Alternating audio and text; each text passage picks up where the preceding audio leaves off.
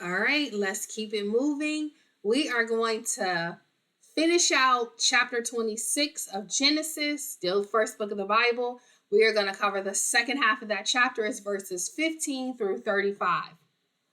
So, Isaac is on the move again. He's been in Gerar, and he is becoming wealthy there.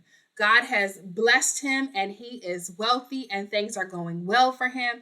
And he is now in a position where he has a whole lot of possessions, a whole lot of wealth, a whole lot of riches. And in verse 15, it starts off with the Philistines had stopped up and filled the wells that his father's servants had dug. So, as Abraham traveled, and he amassed a great amount of wealth. There's a lot of flocks, there's a lot of animals, there's a lot of everything. So, as he traveled, he dug wells. And when he dug these wells, he would give them particular names based off of God's provision in his life. And so, these wells were there, they were available to use. And when he left them open. So, the Philistines had come through because this is their land, technically, that he was traveling through. And they had refilled all the wells. Like, this is a secret patch of water. Y'all can't have this. So, in verse 16, Abimelech, who was the king of that area, says to Isaac, hey, you've gotten too much wealth. You got too much going on. You got to get out of here. Because you in here collecting all the wealth, and this not even your land. You're going to have to go ahead and go.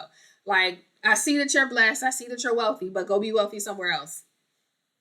And so Isaac leaves and he goes and moves out to the valley. And now he's in this space where these wells that his father had dug years prior are. And he knows they're there because they've been marked. He's been told about them.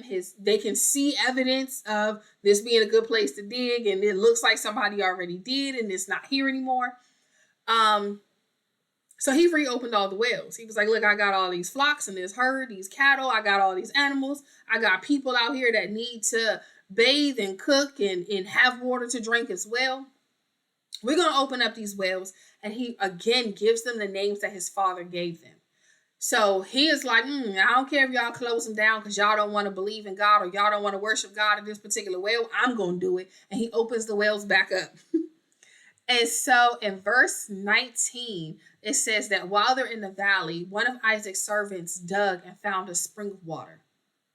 So it's not just a well where there's water underground, but it's a spring. So this water is going to consistently be refreshing. It's going to be clean water. It's going to be all types of good things going on. A spring is a good thing to find. And so the herders of the people who live in this area, so these are native to this particular city that they were in, argue with him, was like, nah, friend, that's ours. You can't dig this well right here. This well existed for 100 years. You just don't remember it because you're not from here. They argued and said, well, the spring is ours. If you go a little further upstream, you'll see that spring belongs to us. It's not new. It's new to you, but it's not new to us. This is ours. You can't mess with that. And so he named it and was like, okay, cool. We fighting over this and it's fine. I'll just dig another well somewhere else. I know that the blessing of the Lord is on me. I know what I touch is going to prosper. So that's cool. Y'all can argue over this. God will give me another one. And so they go off, they dig another well, and they come back and the Philistines argue with them about it too. And was like, you know what? We fit to fight because you can't have this. And they are arguing that this is their land, this is their well, so therefore the water is theirs. Doesn't matter if you dug it. We were gonna dig it later. We just hadn't gotten to it yet. You're using up resources that are for us. And so there's this argument.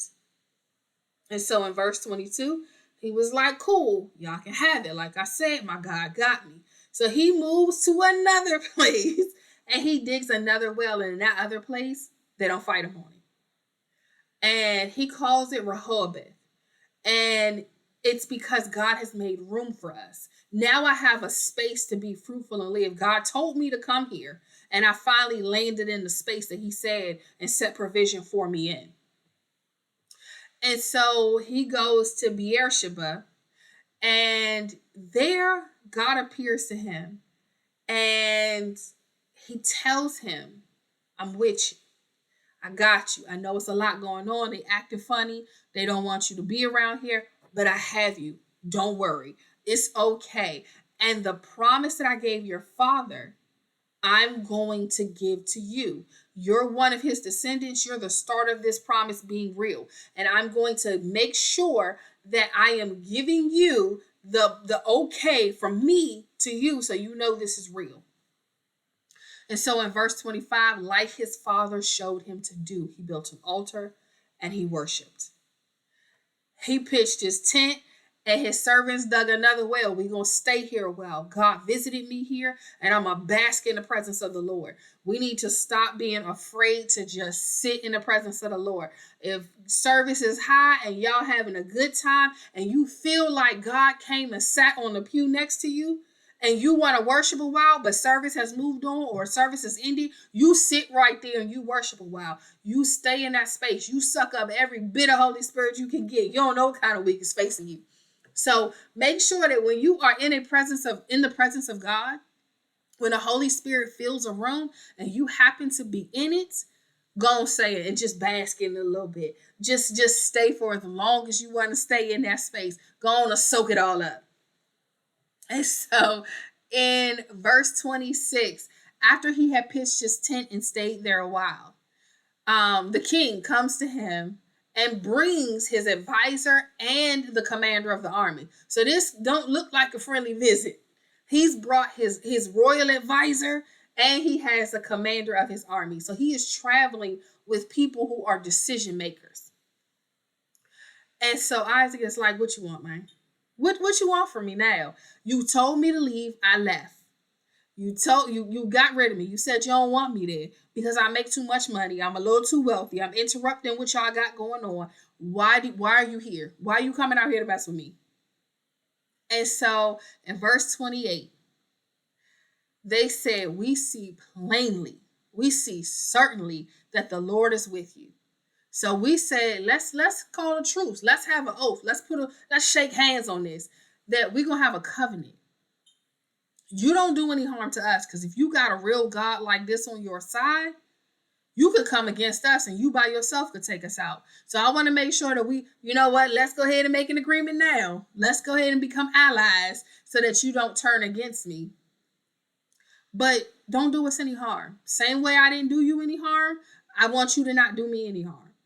I ain't do nothing but good to you. I sent you away in peace. I ain't fight with you. I didn't argue with you. I asked you to leave, but I didn't ask you to leave and send soldiers to come kick you out. I didn't ask you to leave and do anything else to you. I didn't take nothing from you. Everything you got, all the wealth you earned while you were living in my land, you took it with you.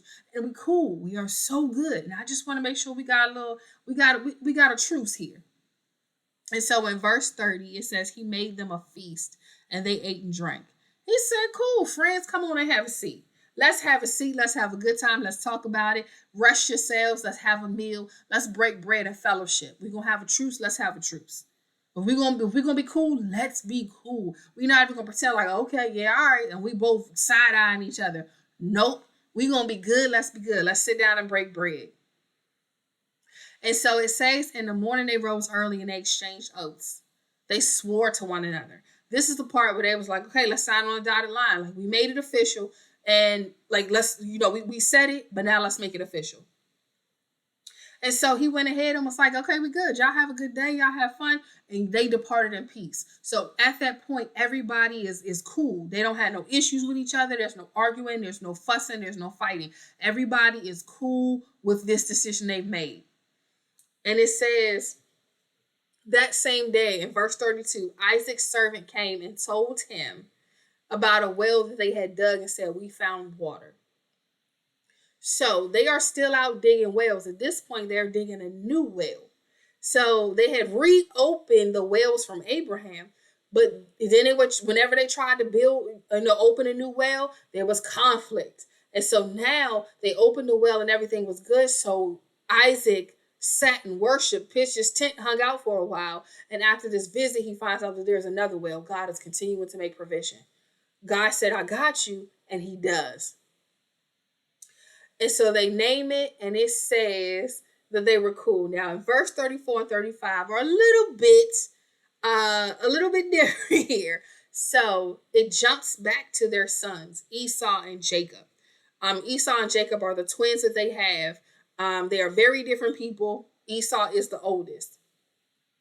it says in verse 34 that when Esau was 40 years old, he took two wives, Judith and Basemath. And when he took those wives, they are Canaanite women or Hittite women. They are women from this area. They are women who are not of their culture. The same way when Isaac was old enough to get a wife or ready to have a wife, they sent a servant all the way back to the land that they came from to find a wife of their culture, find a wife that knew the family, find a wife who understood what it was to be the wife of this kind of man. So that you didn't have cultural issues, so that you didn't have like relationship idea issues. If you look from culture to culture, family to family, relationships are different between people. So you want to find people who are like-minded, and that's what they did for Isaac. But Esau, his son, picked two women as wives out of the people in the area. And it says, and they made life bitter. Or they were a grief of mind to Isaac and Rebekah. They got on their nerves. He picked two wives that got on the nerves of his parents. They did not like these wives. They had mother-in-law, father-in-law, and daughter-in-law issues. They really gave them a hard time, and they were frustrated by these women. I don't know what it was they did. I don't know why they were frustrated, but it says that they were frustrated by these women.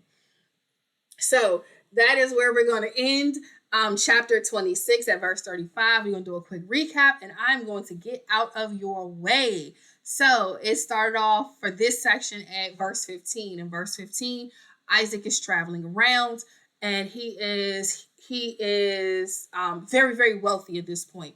And people had covered up the wells, closed out the wells that his father had dug while he was traveling through. And so there comes a point where he becomes so wealthy and so rich and so powerful that the king is like, hey, you got to leave here because you messing with the currency flow in this land here. You got to go. And so he leaves and he settles in a valley right outside the city. And in that valley, the servants of the people who live in that city have the herds out there. Sheep really don't graze really close to home. They take them out into fields kind of far away to graze.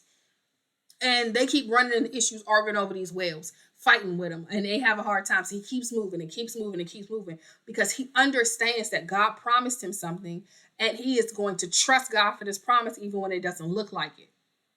And we see that God actually speaks to him and says, I am reconfirming this promise that I gave you. Don't worry about it. I know it seems stressful. It's a lot going on, but do not panic. You are good. And so he moves his way through. They finally find a space where they are digging a well and nobody is giving them a hard time about it. But there, God visits him, gives him this dream, talks to him, tells him what's going on. And so he responds in worship. Make sure when God talks to you, respond in worship. And so following that moment, he had the high of that worship. He had that high of that conversation with God. And then the king show up with his advisor and the commander of the army. So he came in here meaning business. And it was like, come on, God. Like, we was having a good moment. We was vibing. And now foolishness is coming up the street. And so Isaac is real short with him. He's like, what you want from me? You hate me. You told me to move. I moved. Why are you here? And he honors God. When you are, I heard it in a sermon this weekend. I'm going to say this forever. Your belief in God should make unbelievers believe as well. This person came to him and said, the God you got is awesome. And I don't want no static. I don't want no problems between you and your God. So can we call a truce? Instead of him being like, yeah, all right, and kind of brushing him off, he was like, sure thing. I'm glad you came to your senses. And they sit, they eat, they drink, they confirm this truce, and they make an agreement, and these men shake hands, and they are happy about it.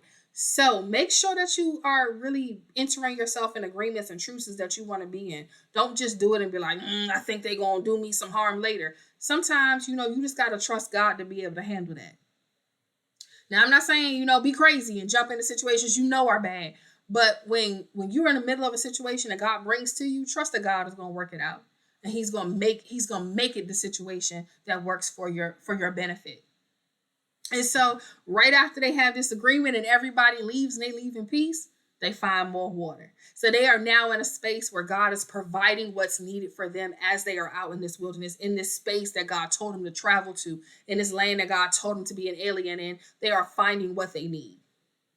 And then verse 34 and 35 is a cut back to their children. One of their sons, Esau, who gets married and marries these two women from the area. They are not women from their particular culture. These are not Hebrew women as they would be. They're Canaanite women. So they're women from this land that they're traveling through as aliens. And they get on the nerves of Isaac and Rebecca, who are Esau's parents. These girls just aren't beat for in-laws. They give them a hard time. But that wraps up verse 35. I want to encourage you to find a time, a space to have some really impactful moments of worship this week. Like take some time and really spend some time in worship to God for just being God. Just being capable of handling all this stuff, being able to see the beginning and the end at the same time. Like just really worship God. And if you can't get to worship yet, just thank him. Thank him for the basic stuff. Like you can breathe in your nose, not stopped up. The basic stuff. You can wake up and get in and out of the bed. Be thankful that you just got to be here. That God thought enough to make sure that you entered the earth. But y'all find a moment to thank, praise, worship God, and y'all be blessed.